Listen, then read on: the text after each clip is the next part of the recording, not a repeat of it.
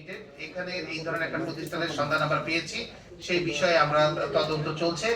আমরা আরো বিস্তারিত বিষয়গুলো আপনাদের জানাতে পারবো। তবে আপনার কথাটি গুরুত্বপূর্ণ যে হ্যাঁ, এই ইন্টারফেস হিসাবে অথবা উনি খাবারের ব্যবসা এবং উচ্চ বংশীয় গরু ছাগলের বিজনেস এগুলো হয়তো করতে পারেন, এবং হয়তোবা এর আড়ালে উনি আরো অনেক কিছু করেছেন যেগুলো তদন্তাধীন রয়েছে। তবে প্রাথমিক অনুসন্ধানে আমরা কিন্তু ওনার নামে প্রচুর সম্পত্তির স্থাবর সম্পত্তির প্রমাণ পেয়েছি।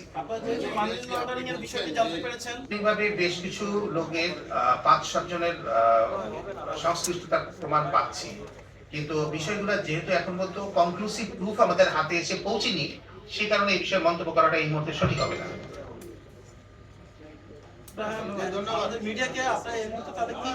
নিয়ে আসি, অর্থাৎ কারোর বিরুদ্ধে যখন মানি লন্ডারিং আইনে মামলা হয় তখন কিন্তু এগুলো সুনির্দিষ্ট প্রমাণ লাগে। আমরা অনেক কমপ্লেনই অনেকের বিরুদ্ধে পাই যেগুলো পরবর্তী পর্যায়ে আমরা সাবস্টেনশিয়েট করতে পারি না। অ্যালিগেশন গুলোকে সাবস্টেনশিয়েট করার জন্য আপনার ডকুমেন্টারি এভিডেন্স লাগে।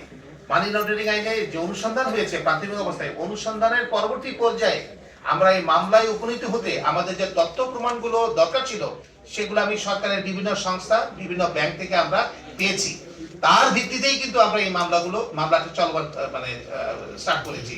পরবর্তী পর্যায়ে অর্থাৎ তদন্তের পর্যায়ে যখন আরো অনেক কিছু রিভিল হবে আমরা অবশ্যই আপনাদেরকে জানাবো। মামলায় কি শুধু প্রতিষ্ঠানের চেয়ারম্যান এবং এমডি একজনকে আটক করেছি, তাহলে আরেকজনের নাম দিয়ে তাকে গ্রেফতার করা হয়নি। আমরা অভিযান চালাচ্ছি এবং এর সাথে আরো 5-7 জনের সংশ্লিষ্টতা আছে।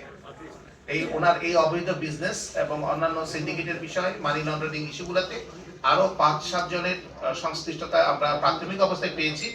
কিন্তু যেহেতু আমি আগে আপনাদেরকে বললাম যে একজনকে আইনের আওতায় আনতে গেলে তার বিরুদ্ধে সুনির্দিষ্ট অভিযোগের